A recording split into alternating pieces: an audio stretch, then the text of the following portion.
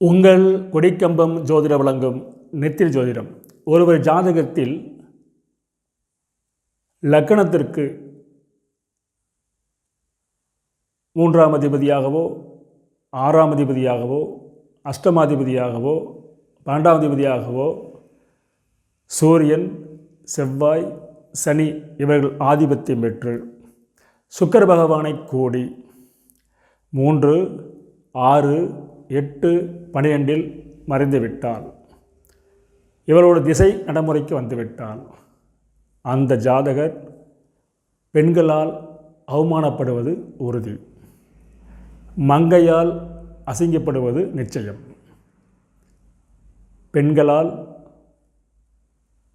மருத்துவமனை செல்வதும், காவல் நிலையம் செல்வதும், நீதிமன்றம் செல்வதும் என்று ஒவ்வொரு பக்கமாக மாறி மாறி ஏறி இறங்குவது இவர்களுக்கு வாடிக்கையாகிவிடும்.